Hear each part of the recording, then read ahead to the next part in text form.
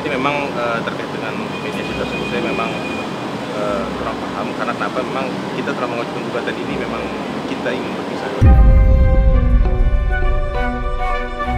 Ya sampai hari ini kan seperti teman-teman melihat kan tadi yang sudah hadir, yang sudah datang ke pengadilan negeri kan semuanya berjalan kan sebagaimana yang sudah diagendakan ya. Sudah diagendakan ya artinya kan mantap ya. Sampai saat ini memang sudah pisah. Ya? Sudah ada? Sudah 6 bulan. 6 bulan.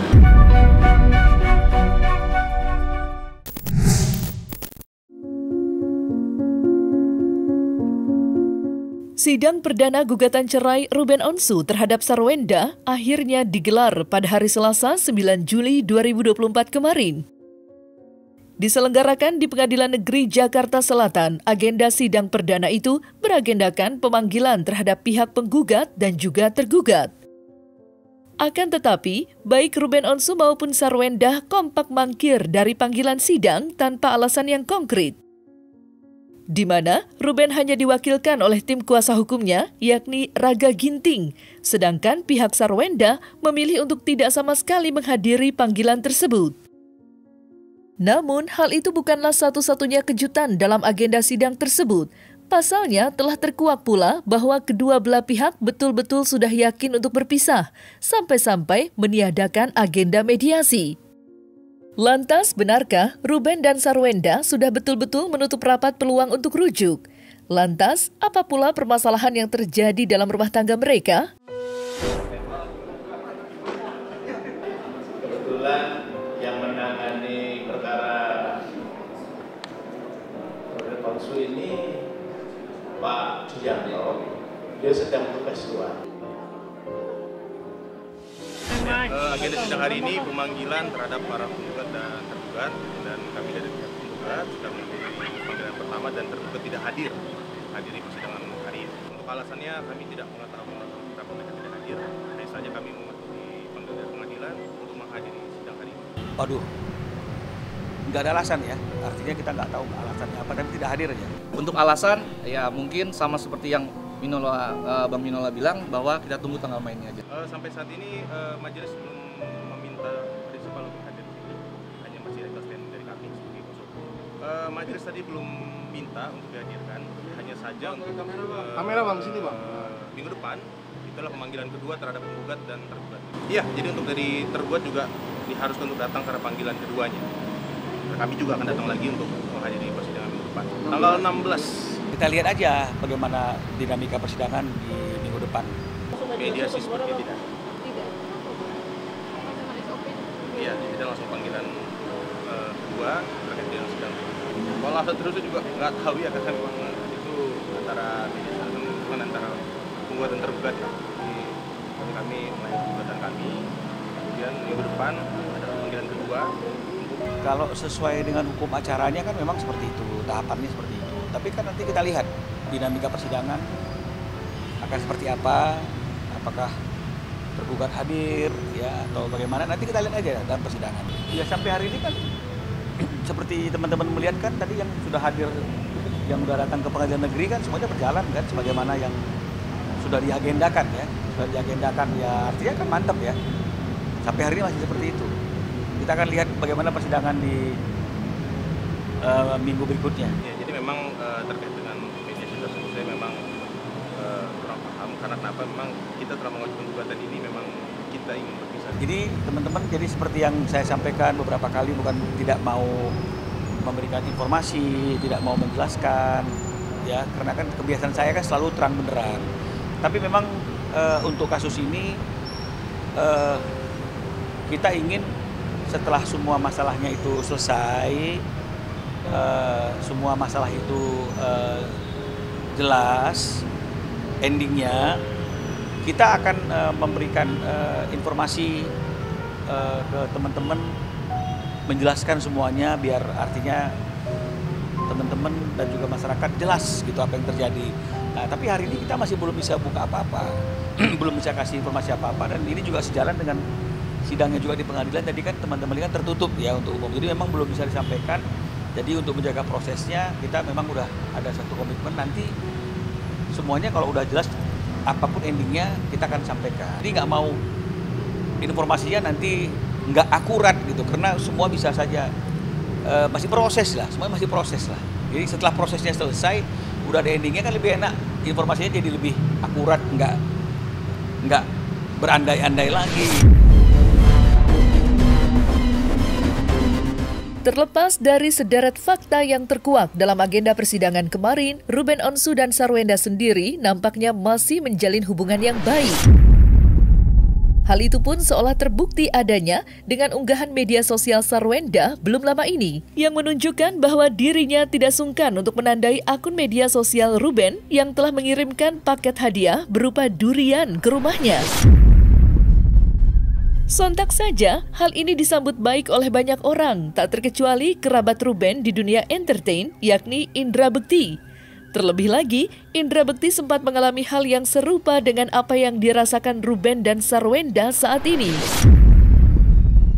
Lantas, benarkah ini merupakan sebuah pertanda bahwa Ruben dan Sarwenda sudah sepakat untuk bercerai secara damai? Serta bagaimanakah pula bentuk dukungan Indra Bekti untuk Ruben Onsu? Ya Ruben, pokoknya sabar-sabar aja dengan kejadian, semoga ini bisa menjadi beberapa kekuatan buat dia lah ya gitu ya untuk Ruben ya. Tapi berharap bisa rujuk juga masih kayak kamu. Iya dong, amin ya, mudah-mudahan ya Bun. Mudah-mudahan bisa lah. Ya kita deket, cuman maksudnya kalau udah masalah pribadi masing-masing lah gitu. Ya, jadi tidak ada salah menyalahkan, tidak ada, semuanya akan berjalan baik. Kita minta doanya, doakan yang baik-baik saja. Kita ingin hasil dan prosesnya baik-baik semua. Ya, jadi ditafsirkan aja maksudnya apa, tapi kita minta doanya semoga semua proses ini berjalan baik dan hasilnya baik buat siapa?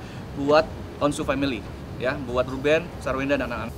Kalau saya melihatnya seperti ini, nggak ada rumah tangga yang nggak ada keributan, ya, nggak ada rumah tangga yang terbebas dari badai rumah tangga, ya. Semua orang pasti akan mengalami hal seperti itu, tak terkecuali Ruben sama Sarwenda, ya. Pasti ada prahara dalam rumah tangga, ya. Hanya saja mungkin hari ini adalah bagaimana Ruben dan Sarwenda menyikapi masalah-masalah yang mungkin ada dalam rumah tangga mereka dan akhirnya sampai kepada suatu penyelesaian yang baik bagi kedua belah pihak. Ruben, gimana nih kabarnya Ruben? Kak Wenda sekarang gimana Om? Sampai saat ini memang sudah pisah. Ya. 6 bulan. Sudah tidak tinggal bersama mungkin. Saya aja baru dengar beritanya, jadi nanti saya tanya dulu lah ke Sarwenda ya. Saya tanya dulu apa benar nggak isu itu. Ya, tapi prinsipnya gugatannya tidak benar, ya jauh dari kebenaran lah. Karena Sarwenda sekarang ini tidak mau pusing-pusing soal gugatan, dia hanya fokus mengurus anak aja. Saya kalau mengenai masalah pisah rumah itu belum dapat info, tapi kalau terkait dengan masalah ada sekarang ini lagi bangun rumah baru, ya itu mungkin ya. Apakah itu berkaitan dengan masalah rumah yang baru lagi dibangun, belum selesai, itu ya kita tidak tahu. Tapi kalau secara spesifik tentang pisah rumah saya belum dapat informasi itu. Kaget pasti kaget ya. Tapi kan artinya pisah rumah ini kan maknanya kan banyak ini. Maknanya banyak. Pisah rumah itu karena ada masalah, pisah rumah itu karena lagi ada proses pembangunan tempat kediaman yang baru, sehingga akhirnya untuk memudahkan aktivitas harus sementara berpisah dulu. Ini kan banyak ya. Jadi saya tidak harus menafsirkannya dengan cara yang negatif dulu ya, sampai nanti semuanya jelas, informasinya itu jelas, Ruben dengan saya jelas, apakah memang itu ada, barulah. Karena aku juga seorang ibu ya, jadi kasihan anak-anak aku tuh udah bisa baca, jadi mereka udah bisa baca berita-berita yang ada gitu. Jadi aku juga kerja dari pagi sampai malam buat mereka, aku berusaha selalu ada buat mereka.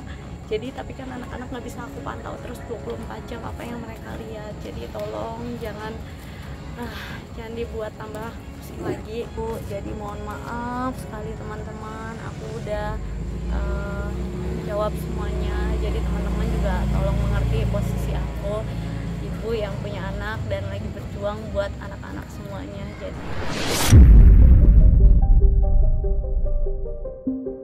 tak dapat dipungkiri, kabar perceraian Ruben dan Sarwenda memang begitu mengagetkan.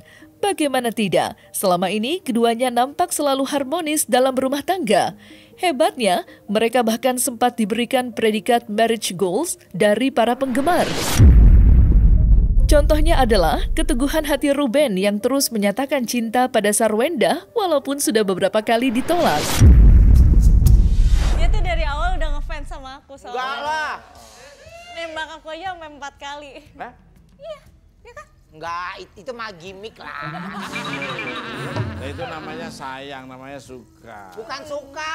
Apa? Fans. Pertama ditolak, kedua ditolak, ketiga ditolak. Akhirnya sudah kehabisan tolakannya. Akhirnya dipaksa terakhir. Ya, gimana? Seperti apa ini paksa?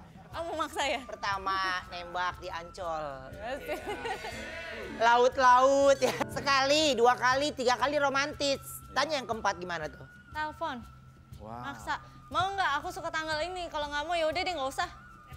Ini udah 11.59 nih. Capek dikasih romantis, kasih makan malam, kagak diterima. Ya. Bunga kagak diterima. Waktu kemarin kan pacarnya jauh mas, aku di Fatmawati, dia di Bojong. Iya kan, maksudnya di bensin udah habis banyak nih. Jadi emang kagak. Iya kan? Ya akhirnya alhamdulillah. Ya akhirnya diterima. Kini, setelah hampir 11 tahun lamanya, pernikahan mereka pun diambang perceraian. Namun sebenarnya keduanya sempat pula dideru kabar miring soal perceraian beberapa waktu lalu, tepatnya pada bulan Mei 2024, di mana kala itu Sarwenda diisukan sudah melayangkan gugatan cerai untuk Ruben.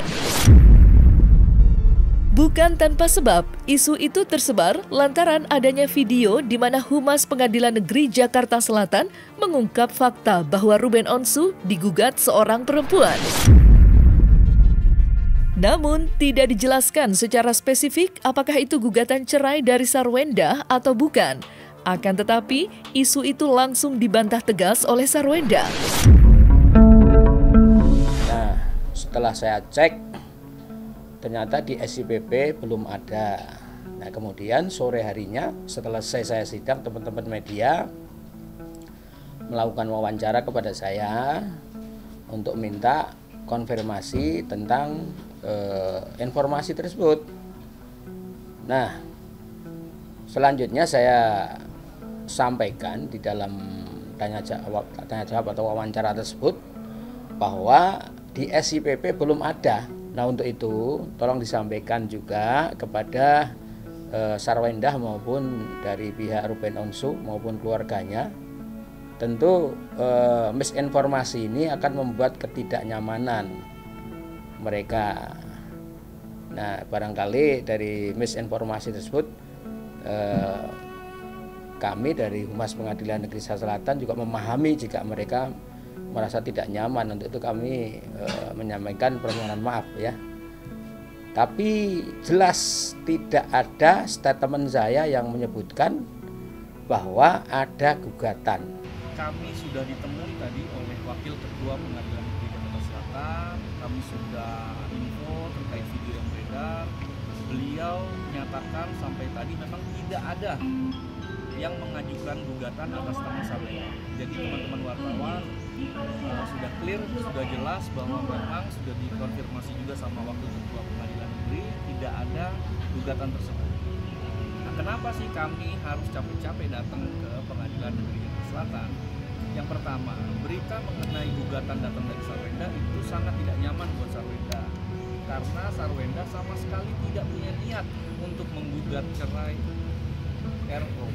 Ya, jadi itu yang membuat berita ini sedikit banyak terlihat sebagai fitnah.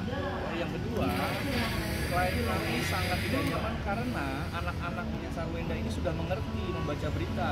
Jadi tidak mau juga mendapatkan pertanyaan dari anak-anaknya kenapa ibu yang menggugat, karena memang tidak pernah ada gugatan itu dan tidak pernah terpikirkan oleh Sarwenda untuk menggugat cerai RO.